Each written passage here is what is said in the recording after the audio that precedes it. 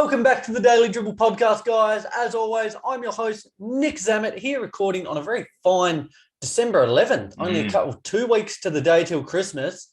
Joining me, a man full of festive cheer, Mr. Lee Hancock. Good on, guys. Lee here. How are you, mate? Wow. You came to the podcast. It sounded like you were about to say, well, like something was about to eventuate, but it was, you're feeling well. Mate, you're up and about for Christmas? I am, but I'm well besides the fact that you rocked up a bit late to the pod. I'm an absolute stickler for being on time. I'd rather be far too early than far too late, but this morning my alarm eluded me, so I was a couple of minutes late today. My apologies. I'll put my hand up for that one, but I am here. How formal is Lee looking today?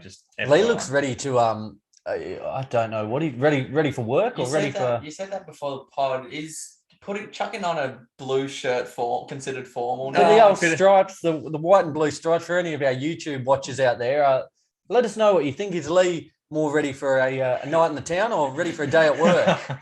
Maybe get too dressed up. I like it. I'm here for it. It is formal. Absolutely, a guy who is not looking as formal, but still looking like $1 million in his own right. Mr. Roy Hancock, how are you, buddy? Yeah, good, Nick. Good. Another week, another huge happenings in the NBA. It's always happening, isn't it? NBL, NBA, it is non-stop action. For yourself, Roy, just quickly, we'll touch on this probably a little more next week, but yourself a big Christmas guy? Yes. Yeah, not over the top, though, unlike my partner. Your partner's a goddamn nutcase. We love her dearly, but she's Christmas. She just personifies what Christmas spirit's all about. She does, absolutely. I'm sure other people listening to the pod can relate. But and it rubs off on you, doesn't it? It does. Yeah. But how's your week been, Nick? Yeah, mate, another day, another dollar. Yeah. All good in my world. I was really looking forward to this week's episode, more so next week's. We touched on last week. Next week, we're going to run our annual Christmas special. Yes. It's a good excuse for us guys to get on the beverages, cut loose a little bit after what's been a big year, and we'll run a mailbag episode. So before we get into the show, guys, send in your questions. NBA, NBL, non-basketball related. We want everything. We want all the smoke. Now's the time. We love tackling all your questions. We love hearing from you guys out there. So, send them down range. We'll be sure to answer them. Probably, I was about to say, as I've said in the past, with the appropriate gusto, but these Christmas specials, sometimes our words start to elude us a little bit, deteriorate. They certainly are some of our more entertaining podcasts, aren't they? Absolutely. I'm looking forward to it. It is the season to be jolly indeed. Fellas, as I said, a big episode in store. What we're going to do today, we're going to recap a couple of quick odds and ends from around the league. Just going to touch on quickly the NBL, just a quick point or two there from that. We'll then go into... So far, we've seen quite a bit of the season. We're well past the quarter of the way mark, coming up to a third now. And there's been teams or players that have been, I guess, somewhat disappointing or in a bit of a slump. Absolutely. So today gives us the opportunity we're going to do one each. So we've got 6 rounds. One for we think will come out of the slump and one we think will remain in the slump. So we'll just have a bit of a chat and discuss that. And we'll end with a few quick points from the NBA, the week that was, some of the huge talking points from the action we've seen. Lovely. Love it. Guys, quick last point from me on the housekeeping front. Continue to hit that subscribe button wherever you listen to the show. We really, really appreciate it. YouTube, Instagram, Twitter, Facebook, TikTok. As we just said before we came on air, our TikTok, it is in the works. It is in the works. As we are the ultimate, what's the word? We create catfishers. Okay. We're on different waves. Right. What are you creators? We've drawn people in. It is happening though. Next week in particular, catfishing. All the catfish. Such a funny term, isn't it? Nevertheless, we will have our TikTok up and running again in the next couple of weeks with plenty more content on the way on that front. So, yeah, guys, continue to hit that like, comment, subscribe button. Awesome stuff. We're getting closer and closer day by day to 2,000 on Instagram. It's going to be a historic moment. That might warrant another drinking episode in its own right. Oh, well, our arms don't need much twisting, but pretty loose, isn't it, Lee? Let me tell you, you are so comprehensive with our opening of the show. That's all just muscle memory now. It is. Goodness, can't be taught, can't be bought. You're a true professional. Yeah, I give you the range. While Nick's talking, you'll see my head. I'm just like, Yep. No, brilliant. We might throw it up next week and let you two do full double duty. Why mess with a good thing, Nick? There you go, my man. Let's do it. Odds and ends. Quick point from me. Our reigning Eastern Conference Player of the Week, DeMar DeRozan, has tested positive for the coronavirus. It's seen a bit of a spark in the last week or two. There's been multiple Hornets players as well. LaMelo, Kerry, from Grizzlies jar. Yep. And it almost seems like half of the Bulls team is like DeMar DeRozan, Kobe White. Yep. There's Green. Yep. Quite a lot of them. And I guess it just kind of begs the question, are we going to see potentially the league, if it gets much worse, go into a bit of a shutdown again? I don't think it's out of the picture. Yeah, in the last couple of weeks in particular, we kind of, I guess, almost got a little bit complacent, didn't we, with how things were travelling? But it has certainly come back with a vengeance. And some of these big name players, in particular, DeRozan, who's, I wouldn't say he's in the top 3, but he's in and around the MVP picture, you could argue. So a big blow to him. And we certainly hope all these players can get themselves sorted as soon as possible. It's surprising me how well, and this might be biased, but how well the Hornets are holding up without 2 of their star players. Like, they're not. And likewise the Grizz. The goddamn Grizzlies are on fire at the minute. 4th, I believe they're sitting. I think they're like 1-8 in their last 9 games or something of the kind, all for the most part with Jar being out. Really phenomenal stuff from them there. Where are the Hornets sitting? Just FYI, I haven't really kept too much of an eye on them. But 7th or 8th, are they? So they're still hanging in there. They're hanging in there, and they're it's kind of, we're seeing a bit more game time from Book Knight. He's been Book Knight. He's going to be one of the most exciting players to watch in a few years. He might not be the most complete player, but goodness me, his highlight reel. It's amazing. Lee, what did we have there? What are they sitting? 9th. But again, I might touch on this a little bit later on in the episode. Very, very close in the East and West in that middle section. Yep. It's coming to fruition that the Pacers are looking to, probably do a whole rebuild, just because they're saying that they're open to trade talks around Karis LeVert, Sabonis, and Turner. Yeah, I did see this during the week, and they're in also coincides with the news. TJ McConnell will be out for the season, needing several weeks, I believe it was, for TJ, to repair torn ligaments in his right hand. Now, there seems to be a lot of these hand injuries. I digress slightly from your point, Lee, but Bam Adebayo, and there's just other names as well. The hand issues are becoming quite prevalent throughout the league. But back on the Pacers, let's pose this question then. What do you think they do? Do you think the Pacers should blow it up completely and get rid of all these assets, start from the ground up? And just as a quick note, I think they have the lowest attendance in the league. Really? Okay. Not great. So, or do you, because there's enough there, if you kind of get rid of maybe 1 or 2 of these pieces, you look to offload a LeVert and maybe either a Turner or a Sabonis, you could probably bring in a couple of handy pieces. You still got Duarte, Brogdon, McConnell when he comes back. There's enough there that you could still maybe mount a bit of a playoff push. You just need the right pieces there. I think so as well. And you're right in saying that they've got pieces that present value, and they've got pieces who other teams would be interested in. Yeah. And maybe making a few logical swaps, maybe getting rid of Karis LeVert for someone who perhaps they require more than another, scorer. Yep. Because that's all Karis LeVert really is. Like, we love Karis LeVert, but I think we've overrated him a little bit. A little bit, haven't we? I think just purely on the fact he had 1 or 2 really explosive games in Brooklyn. What was it last year? He had a 50 piece. Yeah. And that was the one. That was the one where perspectives changed completely. But just quickly, Lee, for you, and I'll pose it to Ro as well. Which way are we going? Are we going Turner or Sabonis? Who stays and who goes? If you're the Pacers, like Sabonis stays, I don't know why they're so, open to get rid of him, even though you could get a fair bit back in return. But I'd keep Sabonis. Sabonis definitely presents more value, but that's probably more reason for the Pacers to keep him. Miles Turner's been on the trade block for a little while now, so it wouldn't really surprise me if they offloaded him over the next year or so. But again, he's a good defense. He's a really good defensive stalwart, so he presents a lot of value in his own right on the defensive end. So I wonder. I'm still not sold that they'll.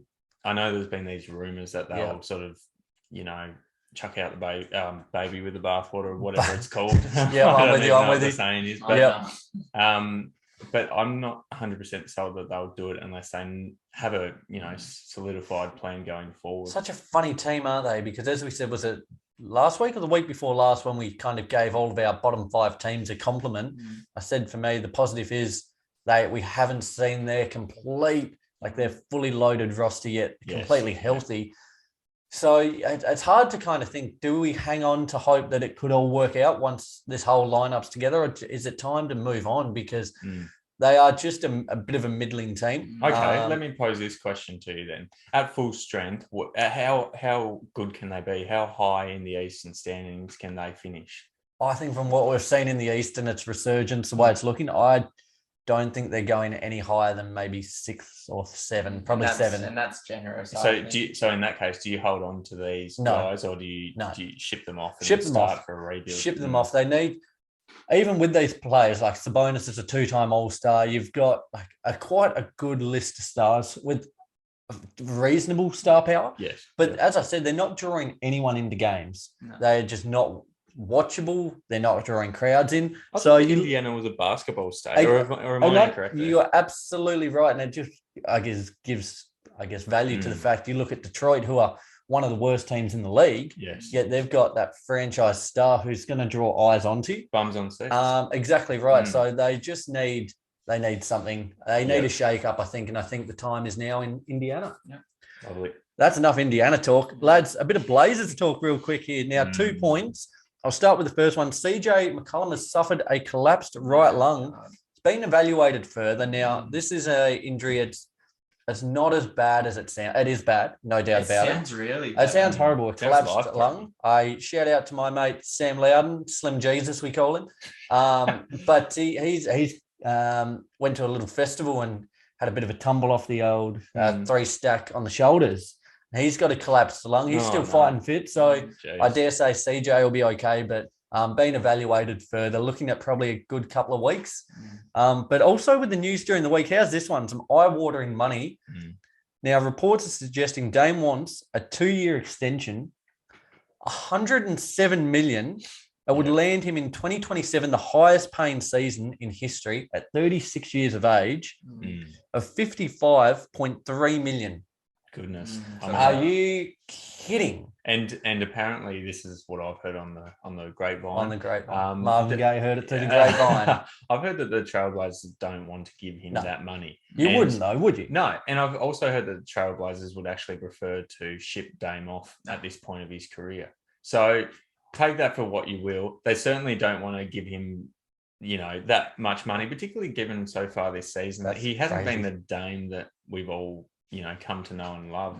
Maybe if it was the Dame of, maybe yesteryear, then maybe you'd consider it, but certainly not based off what we've seen. And also based off the fact that, the Trailblazers are trending downwards. You just hold on to that thought, my man. We might talk about them very shortly. We might. But that's huge money, isn't it, Lee? Well, what is reasonable? If 107, I agree, 107 is a bit too much. Like for an extension at that age, extension maybe like 95.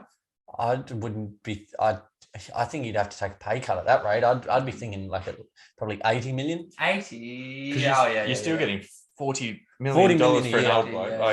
In his mid 30s. My math was off. That's a sad day, mate. That's okay.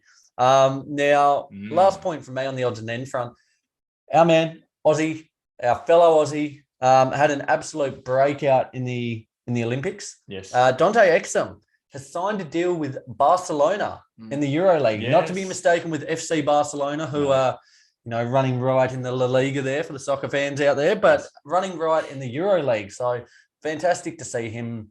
I think we'd kind of almost not come to the fact that his NBA tenure was maybe over for this round. Yes. Who knows, a bit of confidence and experience. We saw, once he was playing with confidence in the Olympics, what it did for him. If that can translate into the EuroLeague, who knows, we might see him once again in the league. I don't know about you guys, but I think Dante Exum, he may have been picked up top 5, maybe 5 or 6 in his draft. I think that would have put a lot of pressure on him, to be honest. And I don't think many people were really expecting him to go that high. And so it sort of put him almost behind the 8 ball from the word go. Yeah, it does. And I know we've spoken about it in the past, but like these guys who get drafted probably higher than warranted, it does have an impact on the rest of their career. So I wish him all the best in in Barcelona. I'm sure he's a really talented basketball player, probably just not NBA level just yet. I could think of worse places to be sent. It would not be bad at all. No, he's going to be living the life. Absolutely. Lee, anything else from Ro from odds and ends? Not for me. Beautiful, fellas. Just on the NBL, a couple of quick talking points here from me. Just for round one, across the 6 games, the league recorded the second highest average crowd total since its inception. They averaged 7,472. Wow. That was the best being 7,503 in round 19 of 2019. So a phenomenal start there for the league. Watched quite a lot of the games last week from round one, and it was just a fantastic start. As we said, I think we spoke about on last week's episode, the Jackjumpers got a win in their first game. They followed it up Thursday night. They went down in a nail-biter, 83-80 versus the Adelaide 36ers. A game, to be fair, that they probably weren't that close, to be honest. They made it a real battle down the stretch. They were down by, I think, 13 going into the last. Josh Adams, who was super, super quiet, he was non-existent through the first 3 quarters, but goddamn, in that last quarter, he was just making it rain from 3 and really got them. He got them to within a point. They were down 3. He had 3 free throws, missed the first one, made the second 2. So they got to within a point. And it really looked like they were going to maybe get over the line. Dusty Hanazen from the 36ers just hit an absolute prayer 3, about a second and a half on the clock from deep. This was just absolutely, if you look up Hail Mary, this was the absolute definition. So he put them up by 4, and they just couldn't quite get there in the end, going down by 3. But nevertheless, a phenomenal showing from them. And we said, win, lose, or no draws in basketball, but they're going to put up a fight every night. And they did. They really made it a competitive game. The defensive hustle was just on display. And we said about that in the first game. It really, I think, is going to be the brand of basketball we play. Clint Steindl in this one kind of led the way on the offensive end, 22 points, and kind of warranted his selection as captain. That's the thing, though, isn't it? We're going to compete every single week. We've never said that we're going to win every single game. I'm definitely not expecting that out of the Jackjumpers in their first season, but what we are expecting is any team that comes up against them is probably going to have a pretty tough work night cut out for them. Just quickly, Ro, how's your week 1? And we had a couple of games already in round 2. How's your NBL fantasy team going? Oh, look, there's been some good performers and then been some ordinary performers as well. But look, it's all a learning experience. I'm just getting into the NBL really with the inception of the Jackjumpers. So I'll be picking up a bit more knowledge about these players going forward. How's yours going? I'll just say real quickly, mine's been hit and miss as like yours, Ro.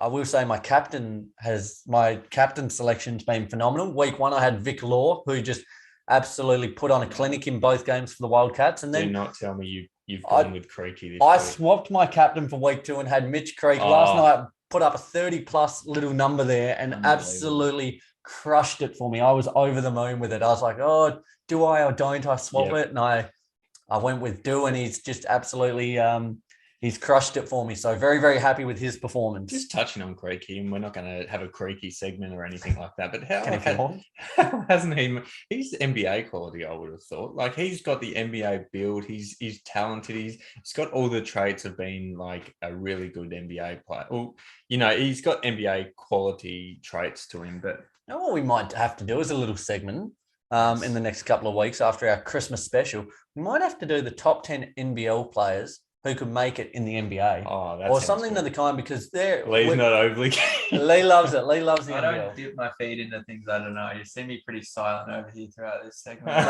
You love it. I'm not going to pretend I know much about the NBL because I don't. I probably should. No better time to jump on board, mate. He's an honest man, and that's what we like. But I tell you what, the quality, again, we've touched on the last couple of weeks.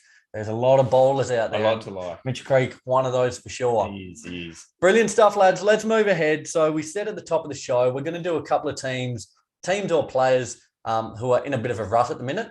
So we've got 2 rounds each, one who we think will come out of the rut and one who we think will remain in it. We'll put something up during the week. We'd love to hear what you guys think of our selections, where we went right, where we went wrong. Once again, we're big boys here, aren't we? Yeah. We're big boys. We can take the criticism. Look at you flexing on the haters. There you go. Good man. Lee, I reckon you take us away. So I reckon we start with to come out of the rut, to stay in the rut. We'll stay in the rut. Okay, this is a guy that I don't like talking bad about because he's a likable player and he's a talented player. But this guy is having a truly terrible and pretty brutal season, and it's Jordan Clarkson. I've got the stats right here. This guy's a shooter, and he's averaging 14 points on 5 of 14 from the field, 3 of 9 from the 3. This guy, what I don't like about him this season and throughout his career in general, he has a tendency to shoot without consequence. You see all the Instagram posts that the NBA posts, and it's all these, fancy work, and he slots it in the basket. But what we don't see is the shots he doesn't make. And there's a lot of them. By the looks of things, there'd be a lot of them. Now, I don't believe Jordo will go through this season not heating up. I think it's inevitable that he's going to heat up. But my fear and what I believe is probably going to happen is when it really matters, he's probably going to cool back down. He's going to heat up just to cool back down. Namely, in the playoffs, we saw him do it a bit last year. I don't know. Quinn Snyder, the coach of the Jazz, did make a good point saying it can't go in if you don't shoot it. 100%. But he really needs to work on his shot a bit more. Can I just say, sorry, I was smiling the whole time as you were talking then, just for the pure fact, not of anything you said, but when you were saying he just shoots without conscience, it just reminded me, I just want to give a quick shout out to I put it in our group chat the other week because I'm not much of a Twitter goer. Go ahead. But from Nate Jones, at Jones on the NBA, in regards to just shooting without will, this was in regards to Jordan Poole. He tweeted, Jordan Poole is first team, all let that bitch fly. Zero fear, lol. And, as I said, not much of a Twitter goal, but that by far is one of the best tweets I've seen in a long while. But not shooting without conscience, I said, but more consequence. Yeah, more shooting without any. Yeah, absolutely. Same thing. Just let that bitch fly. And that's both those two are first old team. It's unbelievable. It's awesome. But yeah, what is it? Because is it now the way he's like the last couple of seasons, last season in particular, is it the expectation now we have of him that the bar, like some people, reach a bar and then they just set it higher and keep going and going and going, whereas some might crumble or dip. Is he one of those players we think who might have reached his plateau and now that the expectations are so much higher on him, do you think he can reach the next level? I think it's a matter of inconsistency. We've seen him have hot and cold spells, and in the NBA, you just can't really have that. You know what I mean? I just feel like he's one of those guys who has full license to do as he pleases off the bench. I reckon Quinn Snyder says, I don't think he's overly concerned about his field goal percentage, to be honest. His job in that team is to put up shots. And be that spark plug off the bench. Yeah. Now that's going to mean that some nights he goes for 8 points and some nights he's probably going to go for 30. But that happens with the best, doesn't it? We've seen Steph Curry have some very, let's say, ordinary games, just shooting low percentages like that. In saying that, I would agree with Lee in the fact that he hasn't been as impressive this season as we've seen in previous seasons. Like it's not like he's having many 30-point games at all. No. He might have had 2 or 3 good games this season, but a majority of them have been pretty low influence. I picked up on that pretty early. I picked him up in my fantasy team, and he was gone within the first week. Within the first week, you didn't give him a chance to heat up. I sort of saw it coming. I saw the trend. But do you think it might be partly as well? Maybe just thinking of reasons for this, that it might be because the Jazz are doing, pretty well at the moment. I think they're third in the West, and they're not, having to really step out of second gear too much. Donovan Mitchell's elevated his game. I saw this morning, God damn it, I think Rudy Gobert might have been in the MVP race. I saw an article. I was like, "Whoa, look out!" But that he's not almost required to do as much. Maybe there's not as much pressure coming off the bench that he's got to keep things afloat because they're doing so well. Yeah, maybe it's a matter of, like you just said, what's working is working, and why deviate from that if things are going your way. Yeah, don't mess with a good thing. Absolutely. I will take us away, I think, here. So my one is the Portland Trailblazers. I think they're that's why I didn't want to speak on it. You've got the same? I do. Let's go. Well, let's do an extended little segment here on the Portland Trailblazers. So I think it'll continue. Earlier in the week, they were back to being the 30th ranked defense in the league. Now, over the last few years, this has been their real Achilles heel on the defensive end. They can put up points, no concerns, but on the defensive end, it is just struggles. Open the floodgates. Yep. And I don't really know what the point is to fix them. Well, I know what the point is. It's getting Ben Simmons. It's a trade that's been spoken about for quite a while now. Probably no better time. CJ McCollum, who knows how he will return with his collapsed lung. I don't think it affects his value too much. Yeah. But if you were to get rid of CJ, let's say CJ. Yeah. Use him as a piece. You bring in Ben Simmons, and now this is a trade we've spoken about quite a bit. We have. You are shoring up the defensive end really, really, like with one of the all-time top defensive talents in the league. Yeah. You've still got more than enough shooters, Norman Powell, Dame, Robert Covington, if he can find a bit of form, Nurkic. You've still got enough ability around all those pieces. You've still got Larry Nance coming off, Anthony Simons. I think it is the move they need to make, because at the rate they're going, they might make the playoffs. But if you've got the 30th ranked defense in the league, your ceiling is very low. That needs a lot of work. And if I was the Philadelphia 76ers and Daryl Morey, I would take that trade, because I think CJ McCollum, when he's fit and healthy and firing, he can be like a 25 to 30 point a game player, generating all-star buzz last season before he got injured. In saying that, we know Daryl Morey, and we know that he drives a hard bargain, so he may not even take that, which I think would be absurd if he didn't. But yeah, you're right. Like the Portland Trailblazers on defense are just in all sorts of trouble, and particularly like they're bad defensively, but particularly with these recent key injuries to obviously CJ, and he's out indefinitely. Yep. Dame Lillard, like he'll probably be back soon, but he's still out, and I think they've lost 6 out of their last 7 games, so they're going down the roller coaster at a rate of knots at the moment. And I just don't see them getting out of it anytime soon. So this trade might need to happen sooner than maybe they would have liked. It's hard, I was just going to say, it's hard to think of one really good defensive player coming over to your team and making your team a better defensive team. But it's the fact that he'd bring a defensive culture, which is really what they need. And to be honest, I think how you play your defense falls a lot on the coaching staff and how they run their defense. Yep. Not so. Yeah, I mean, you need to have good defensive players, and when we think about it, like look at the Portland Trailblazers going forward. With Damian Lillard out and CJ McCollum out, guess who their main offensive option is? Like Anthony Simons. Norman Powell. I would say Dennis Smith Jr. Yeah, is their main offensive option. Danger. It is dangerous. But just quickly on this trade as well, with the way that team's constructed, if you were to bring in Simmons, we've spoken so much about him on the defensive side. What's CJ putting up? Let's say 20 to 25.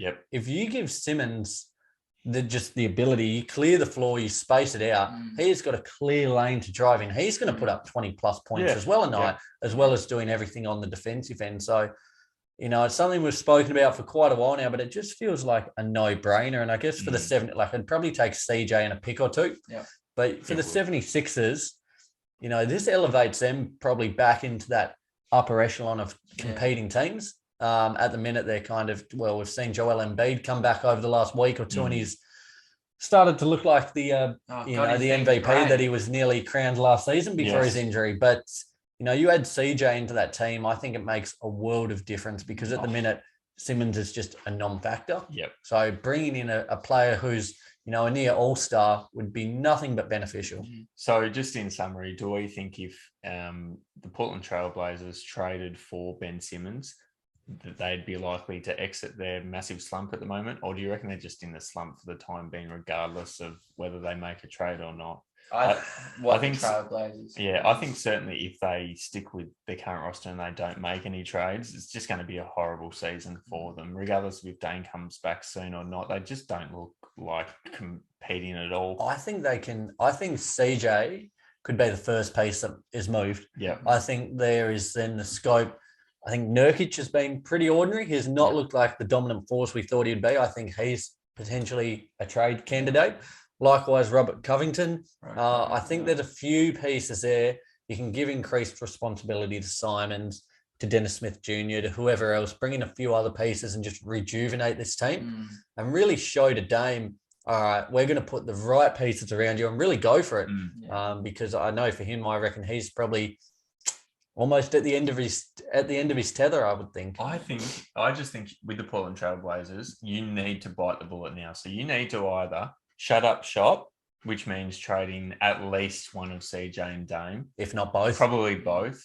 Or you've just got to keep them for the long haul because they're in a pretty good position. I know the season's still got a long way to go, but if they struggle to perform for the rest of the season, they'll be within that sort of lottery pick, really. Like they'll be in and around the mark for a potential top 5 draft pick, which might spell the end of Dame Lillard's and CJ McCollum's career in Portland. They might look to the future. So let's just say, I just want to say in my opinion, I think they should do. I think they need to blow it up and keep Dame. So get Dame underneath the underground shelter and just drop a nuke on. Drop a nuke on it, you reckon? Because Dame, it's too hard to get rid of Dame in my opinion, unless he wants to go. Like you said. I think, and maybe because Dame's my brother, but you as in too hard for like other teams to acquire him. He's Portland Trailblazers culture, and I've said it before. He brings the culture to Portland. So. I think the money situation is going to have a bit of an impact. I reckon, particularly given now he's probably asking overs for that 2-year extension. I reckon the Portland Trailblazers might just say to him, "Look, you've been an absolute superstar for our team. Thanks for everything you've done, but we cannot pay you this given the fact that we're not making any progress." Yep. Yeah, I think his time in Portland's quickly coming to an end. If this team would have remained, then let's just say they keep Dame, they keep CJ, they keep these core pieces, what they've got, in the offseason, they're going to make some moves around the fringe. But what is, with the way they're currently constructed, what is their ceiling? How high? Like they might be having an off year or struggle with some injuries, but how far can this team go? It's crazy because you say that, and we've seen this team go to the Western Conference Finals. Now, do I think this team can make the Western Conference Final? No, probably not anymore. I think at the absolute highest, if they're all healthy, I think they're a team who could maybe finish around 6 or thereabouts. Like I say, first round exit. Probably. Yeah, in all honesty, they would be a team who I think wouldn't make it very far in the playoffs. But that's not enough. That answers the question of whether to blow it up or not, or to move on. If with the talent they have, the money that's been spent, if that's their ceiling, I think that's the answer to the question. They need something to change. And probably 3 years overdue. Yeah. Indeed. Better late than never, as they say. Yes. Ro, you might take us away. We might move ahead. So yours was Portland as well. It was. Let's move ahead then to our team or player that we think will come out of their current slump. Okay, this might be a bit of a controversial one, but I think the Indiana Pacers are a team who... Have you got the Pacers? No, I don't. No, but it makes sense. I think they're in a massive slump at the moment. So they're sitting 13th in the East, 11-16 record. Now, that's a bad record. That's a shocking record. But their start to the season was really what, did all the damage. So they had a 1-7 start to the season. We were thinking, goodness me, this team looks a shell of a team that we've seen in the past. After we all kind of regarded them reasonly highly coming into the season, I think, without looking at our standings predictions. I think we had them surpassing that. I think so as well. So they were already behind the 8 ball to begin the season. Yeah. In the last 20 games, they're actually at 500. They've won 10 of their last 20 games. So they're actually not, even though they're 13th at the moment, they're not performing as badly as we think they are, particularly in recent times. Yep. And, I just think they're one of these teams who, particularly on paper, we've spoken about the Indiana Pacers contrast between the team we see on paper and sometimes the performances we get. Mm-hmm. But I certainly don't think that they're a team who is likely to finish down the bottom, 3, 4, 5 teams in the Eastern Conference, to be honest. For this season, you think they can get out of that? I'm not saying that I think they'll make the playoffs because I don't necessarily think they do, but at the moment they're sitting 13th. I think they're a team who will rise to where probably many thought that they'd be, maybe around that 9 mark. I would consider that coming out of their slump, given the fact that they're, sitting at 13th at the moment. Yeah. Now, the only thing with the Indiana Pacers, and I don't know if you were about to mention this, Nick, is all this talk about them shipping, big name players off. Is that likely to cause unrest within Indiana? Is this going to have an impact on whether they, start to win a few more games going forward? And in my opinion, before I hand the reins over to yourself, Nick, I think it's one of these things which is either going to make or just completely break the Indiana Pacers.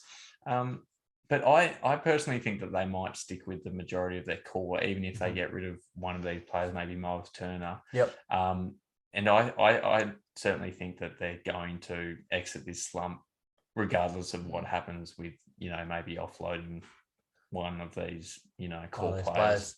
What do you reckon? I've seen a little smirk on your face throughout the whole time. No, I just this is a good one. It kind of caught me off guard, just the way we were talking about them prior in odds and ends.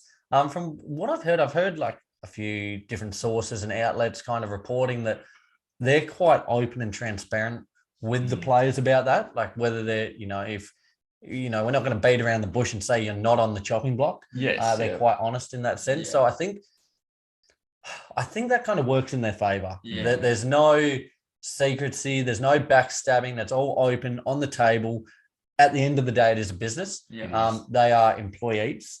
So I think that kind of bodes well for them. That's the way they run their organization. I tend to agree with you because I think we've spoken about quite extensively. They do have talent there. They've got good depth. They've got players coming along.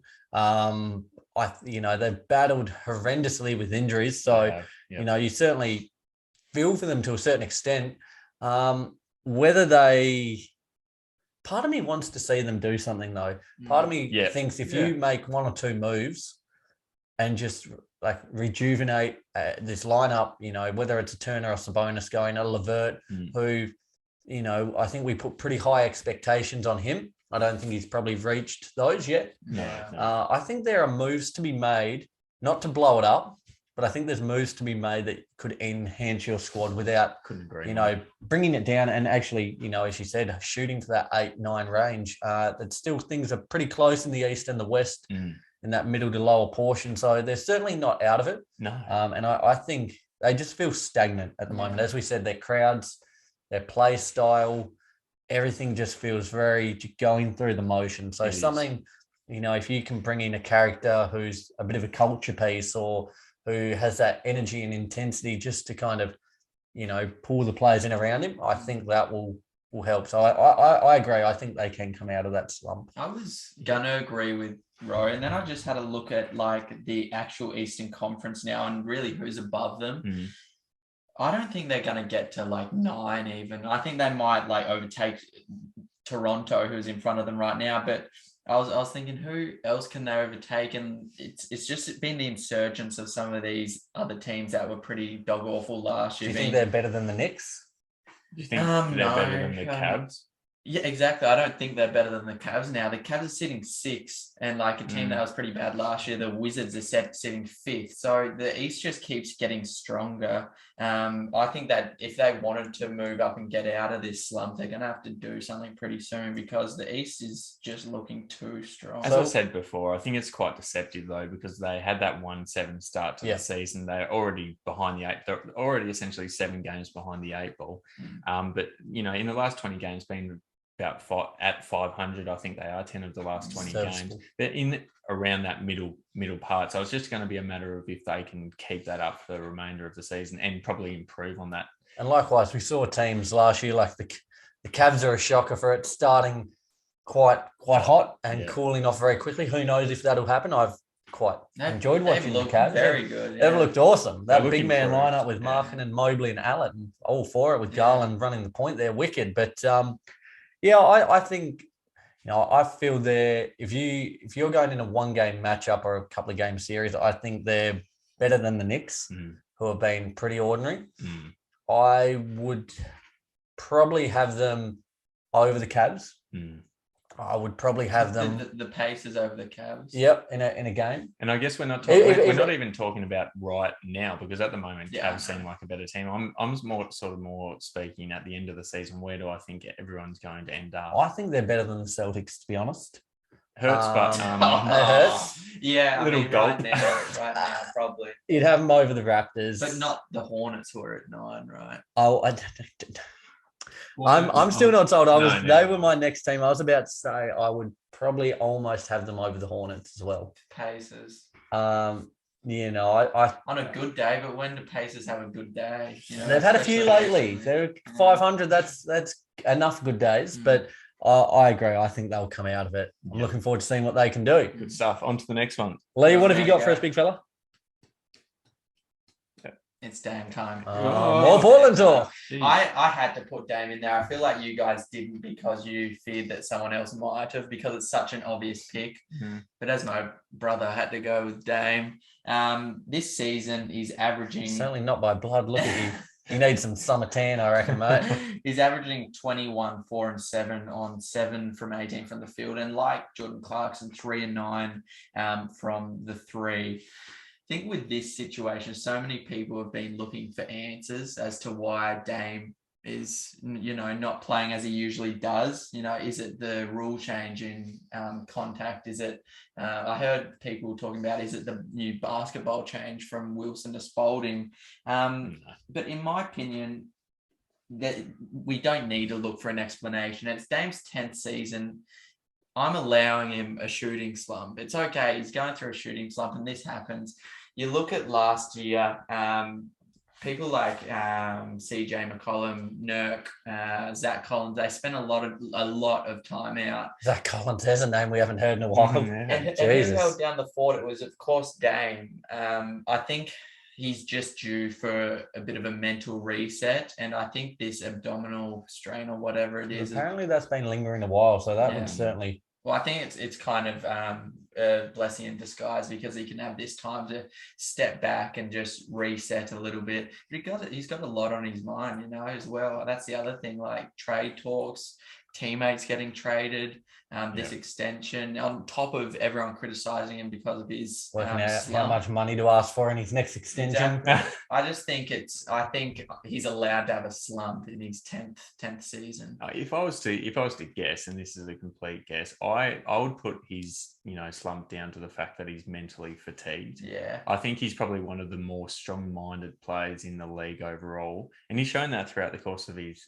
career, like standing up in the big moments. It's just that mindset. Yeah. But I feel like at the moment, with all, as Lee was mentioning, all the controversy surrounding the Trailblazers and obviously his own performance, I feel like he's taken an absolute toll. In his 10th season, you're obviously going to have some sort of physical fatigue, but at the end of the day... No, he's not. He hasn't been going deep at all. He hasn't been playing that extra 30 games a season at the end, does he? I know, but how much weight is on these bad boys? I'd say a fair bit over the last 10 seasons, but it's just the mental side of things. He's... They will go as far as he takes them. It really is. And it's probably, as you said, a blessing to have this break. And it's like before the break, he was looking on an upwards trajectory. He was. He had been on the way up. Absolutely. So it's not. I think by the time he comes back from this abdominal, whatever it is, this abdominal strain, he's going to look pretty fit and firing. Well, my player was someone who Lee and I, we in our fantasy league, we did a bit of a blockbuster trade. We went, my number one pick was Dame Lillard. I sent him to Lee. For my second pick. And I got back Terry Rozier and I got Bradley Beal. So Bradley Beal's my player now. Yeah. The Wizards aren't in a slump. They have been fantastic to start the season. They've cooled off a little bit in the last week or two. Nevertheless, they're sitting 5th as we speak. Yeah. Bill is scoring down 10 points a game compared to what he was doing last season. He was at about 31, I believe. So he's down to about 21 now. Yep. But it's the most I think what's been forgotten is it's the most he's playmate for a team since in Washington. Yeah. And he's there's a lot of this whole team has almost been turned over. There's been a lot of moving pieces, a lot of change, a lot of adapting. And that's been fantastic. Like they've certainly outperforming what we thought they would do. But I think, and it's kind of like, I guess, Portland, the Wizards will go as far as Bill takes them. I think now he might have I think he's had enough time to iron out the pieces. He's made everyone happy and settled. Yeah. But I think we're going to start seeing it's like Dame. It's been increased in the last week or two, his output. I think we're going to start to see him really take that offensive number one, that scoring role that he's so accustomed to, and really start to put his foot on things. I think they're a playoff team. Yeah. I think they've done enough to show that with the team. They've got the roster they've assembled, but they need a star. Yeah. You look at any of the great teams, there's one person in the clutch or one in the clutch at the minute is goddamn Kuzma. Knocking down bloody corner threes like they're going out of fashion. Did you see him like flip a fan off the other day? $15,000 fine for Really? Kuz, flipping off the Detroit fans. So petty. He's just a meme. But it's awesome. If I had that much money, I'd be flipping off everyone. Yeah. So and they would cop that much. You would, absolutely. So I'm here for that. But I think we'll see him be that driving force more so, like Dame. We're seeing an uptick now. And I think, as I said, like if they want to go far, they need a captain at the helm of the ship. Otherwise, they're just going to be kind of middling, which they've started to do a little bit. But I think we'll see an increased output from Bradley Beal. Isn't it crazy, just quickly on Bradley Beal, the fact that he's still averaging, I think he's averaging 22 points still, but we're considering him to be in a slump just due to the simple fact that he's been a 30-plus a night scorer in the past. I don't know about you guys, but so far this year, I sometimes forget Bradley Beal's on the team just due to the simple fact that they've had so much turnover. Done by committee, isn't it? Yeah, at the minute, it seems like Harrell's having a big game. Kuz, you're getting Bill do a bit. KCP, they're not having one standout. Whereas when you used to think of Washington in the past, he was obviously the first name and sometimes the only name that came to mind. And now sometimes he sort of goes under the radar a little bit due to their new additions. But I agree. I certainly think he's a guy who's probably hasn't had to do as much, but also has been in a little bit of a slump so far this season. Weird to think that Russ was on this team last year, isn't it? That's perplexing. I completely agree with Roy, though. I agree he's in a little bit of a slump, but he just doesn't have to do as much. I just had a look at his stats last season. He was putting up. It was about 31, 32, wasn't it? No, he's putting up 23 shots a game. He's only putting up 9. He's taking 4 less shots. I just think he doesn't have to do as much, but I do agree in you saying he's in a little bit of a slump. And I think he does need to do more. I think they're just starting to kind of plateau a little bit now. We saw them; they were leading the charge on top of the East for a while there, and they've just kind of come back down to earth a little bit. So I think they need someone now, a leader, to step up. Well, I think he's adjusting to having a team actually built around him. Yeah, he is, absolutely. So early in his career, he was almost like the CJ McCollum to Dame. With John Wall, and then he came with Russ, and he was kind of a 2-punch duo. Now he's the face of that franchise, and he's just adjusting to that. He's trying to facilitate more than he needs to now. I think everyone's set and happy. Yeah. They've got a good culture in that locker room, apparently. So I think now new coach, we can see a little bit more from him there. Fantastic. Lads, we've done it. We've spoken about a couple of teams / players we think are in a rut. Some we think will stay in that rut. Some we think will come out. Would love to hear from all you guys out there what you think of our suggestions. A lot of Portland talking amongst that. But, let us know where we went right and where we went wrong. Rightio. Fellas, let's have a little quick chat about the NBA. Now, the week that was, it's been a funny old week as they all are. I just wanted to speak about this bizarre point. Now, across NBA, MLB, NFL, and NHL history, there's never been a team who has lost 15 games plus, a 15-game streak, and then bounced back with a 6+ win streak following that. The Houston Rockets, the other day, they knocked off the Nets. They're now on a 7-game, the longest active winning streak in the NBA. They're on a 7-game winning streak. Yeah, it's unbelievable. This is just ridiculous, isn't it? After losing 15 straight, they are now 7-game win streak. Who saw this coming? Come so out of the blue, hasn't it? What's it been due to? I mean, personally, I haven't been watching a hell of a lot of Houston Rockets games, forgive me. So I don't know what the actual turnaround's been due to. I think a lot of people were saying, Jalen Green's injured, so he was the liability, which I don't think is is happening. I think it's the fact that playing more team ball because he's out. Maybe they're not trying to feed him as much. A bit more team ball, and that Silas is actually playing Christian Wood at the 5 now, whereas before he was playing him at the 4 for some unknown reason. Him at the 5 just stretches the floor a little bit more, and I think that's not the main reason, but it's a contributing factor. But it's just so funny, isn't it? Like this is just the stuff dreams are made of now, and they're like as funny as it sounds, given how close both conferences are, they're not that far away. They're only, I think, 2.5, 3 games back of a playing spot position. That's after losing 15 straight. Now, this is just unbelievable. I'm going to pose this question to you guys.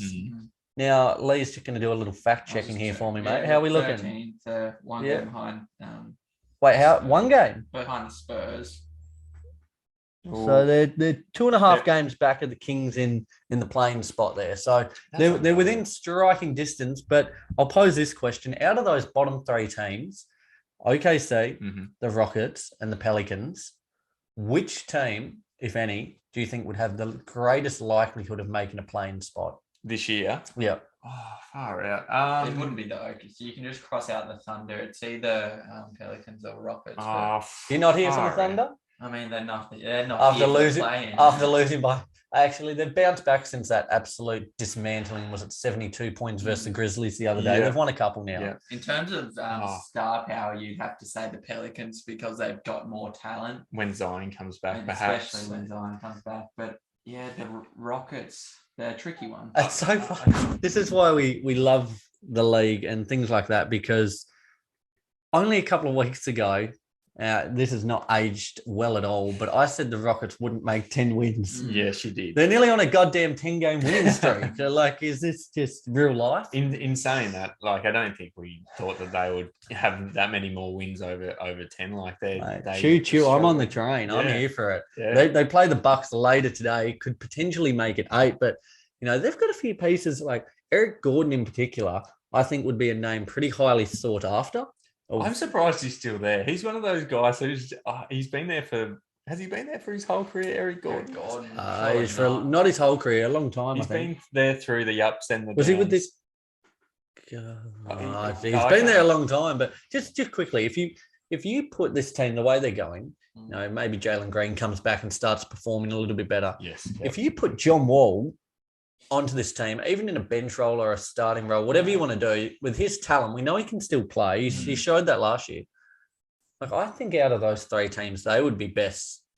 Like, I think they could, like, if you put Wall in that team and Green, I would almost, they could take it up to the Kings. They're going to take it up to the Spurs. Like, I think they've got a bit about them, which is odd. They do have a bit about them. However, in saying that, if I was the Rockets, you've got the choice between finishing I would say maybe around the 10 to 12 mark or around the bottom 2 to 3 teams mark. Now, if I was the Rockets, knowing what I know about them now, I'd prefer to finish bottom 3 and go for that lottery pick. But would you, because the odds have been also altered now, haven't they? Like, it doesn't actually impact you as much. Because I don't even know. So it used to be like if you're the bottom 3, like your odds would greatly increase. Like that, you would actively tank. But now it's changed a little bit where the odds are leveled out a little bit. So tanking's not as beneficial.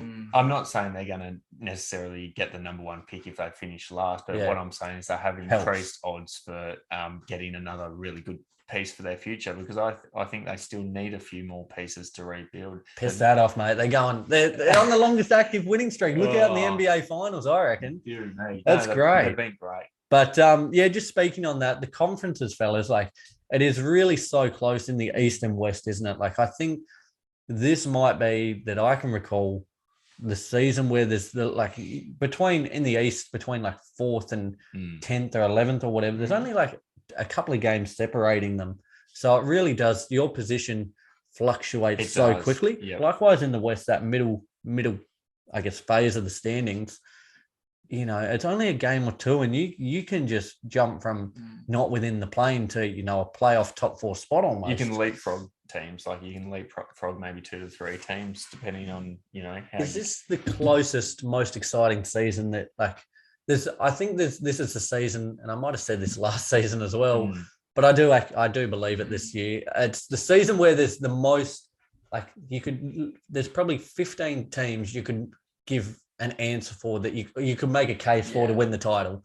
There's the most teams I think that are legitimate chances, and you could feasibly see a way that they make it to the finals. And I think that's more exciting as well, because I think like last year it was a bit, even though both Lakers and Nets didn't win the championship, there was this sort of unsaid thing throughout the season, the whole year, that it's going to be either Nets or the Lakers. And then when the Bucks ended up taking the championship, I think people were secretly quite happy, because like I think Giannis is a likable character, and it sort of just showed that it's not always going to be these powerhouse teams who are the ones who are taking home the chip. So it's nice seeing the small market teams do well, isn't it? Oh, it is, absolutely. There's just so much uncertainty with who will actually take home the chip, which makes it exciting to watch. So who's at this point in time?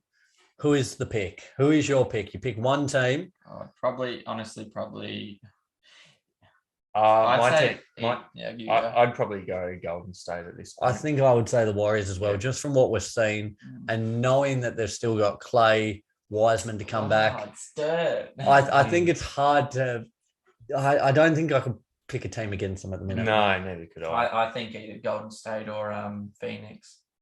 Or the Suns. They'll be up there. They've been great. They have been. It's good to see Booker scoring more and really kind of leading the way on that front.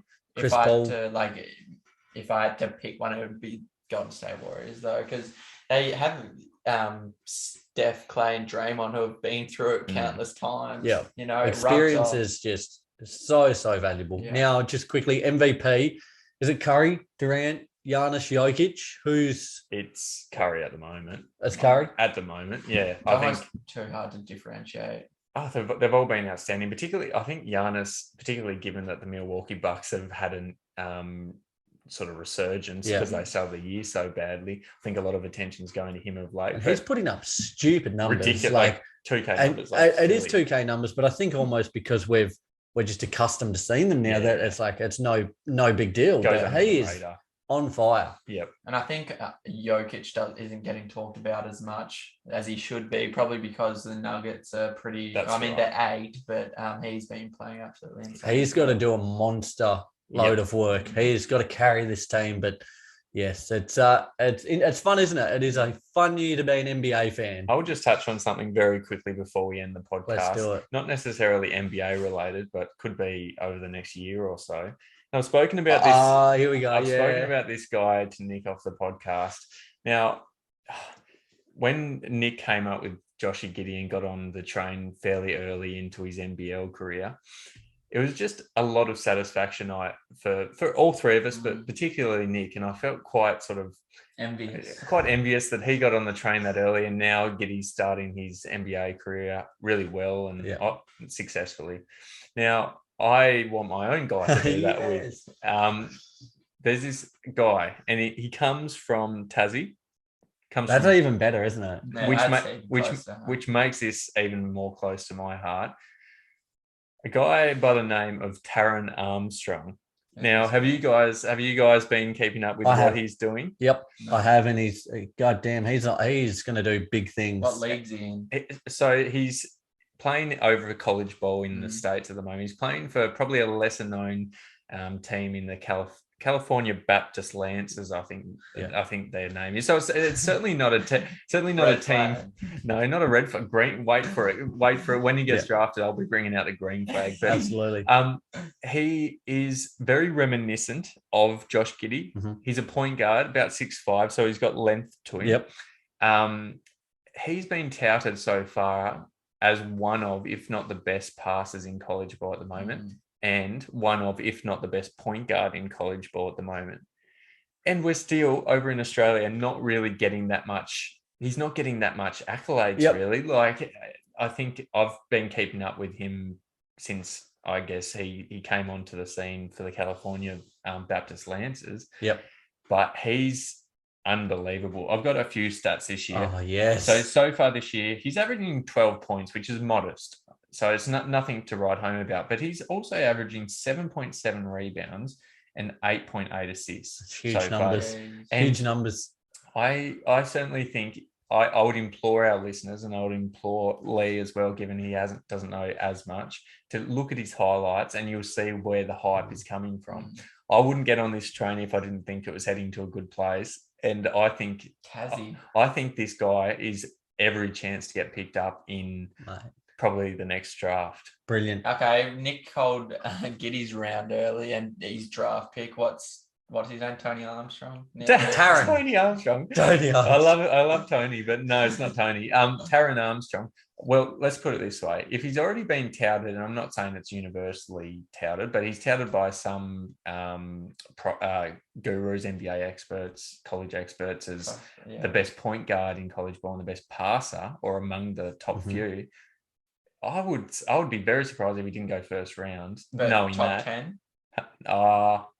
We need to see more of him to see if he can keep it up. But I have every bit of faith. This is a bookmark moment, isn't it? This is a moment where you kind of like, this is where legends are made, right? This could define me. I could be that guy who jumped on the train early and the train exploded, or we could be going to wonderful places. And I actually think we're going to be going to really good places going forward. He is my next pick. I'd like to do a Taryn Armstrong watch. We'll come up with a better segment, but I'll be giving a little weekly update as to how he's gone that past week. I love it. I love hearing, I think there is nothing more satisfying than if you jump on something early and you can put your stamp on it. And this is it, right? And especially being a Tassie bloke, I am all aboard this.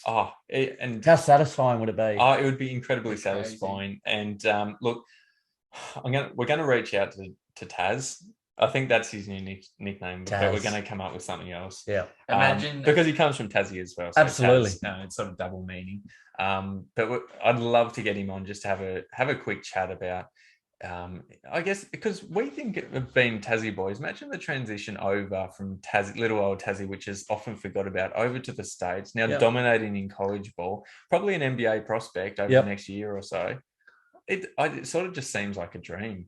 It would be wicked to have him on. We will certainly put the feelers out there and road. Like, imagine Adam Silver saying, "And Taryn Armstrong from Tasmania, Australia." Exactly right. It would be unheard of. Huge. He's playing his own my career. It's unbelievable. Mate, you've got on this one early. You've got on this one early. I've got faith. So bookmark this moment, guys. Check out Taryn Armstrong.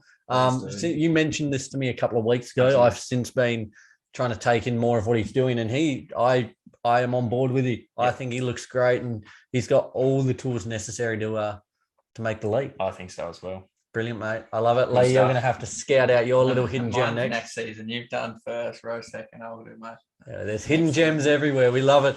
Guys, as we said, it's been a massive episode. Next week, we are going to be back with our Christmas special, our daily dribble, the loosest episode of the year. We love it. Who knows which direction we'll go in, but we will be running one of our mailbag segments. So get in your questions, basketball or non-basketball related. We're pumped up, aren't we, fellas? Yeah, it's the most wonderful time of the year. I think it's our favourite episode of the year, the mailbag episodes, particularly around Christmas time, festivities. Goes very quickly from the most wonderful day of the year to the following day with the headache, the most horrible day of the year. But we're all here for it. We haven't done one on video yet, which is what scares me. I like it. Oh, that's concern. Oh, that's good. That's actually kicked in. You would just see the eyes start to kind of glass over. Brilliant. Because I don't think our listeners would know, and I don't think we want to give them too much of an insight, but our Christmas episodes over the last few years, it's a wonder how we managed to get that up and running. That was we found some clips during the week, and there's no behind the scenes magic here. It's us blokes. We do the episode, we upload it. We don't do much editing, but we trying to type it up and actually upload it when you're you're buckled is no easy feat. So it's not, is it? It's going to be a fun one, isn't it, fellas? Indeed. Guys, stay up to date with all of our socials for all the latest news from the NBA and NBL throughout the week.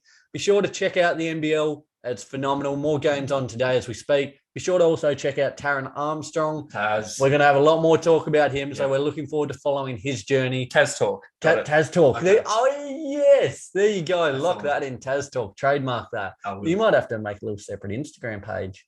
Taz talk. Absolutely, mate. Okay. Well, our outro real quick should be like us with like music fading over like on the news, and we like ruffle our papers and like start making fun. Absolutely. See, this is where the best ideas come. We better wrap it up. Okay. But lads, been a pleasure as always. Guys, we will talk to you next week. Big episode. Get those questions in. Send them in Instagram, Facebook. We'll have stuff up during the week. We want all of them. We can't wait. Big episode inbound next week. Till then, love you. Bye. Taz talk. Taz talk. I like it. There it is. Oh, dear. Good one. Taz talk. Taz talk. Absolutely.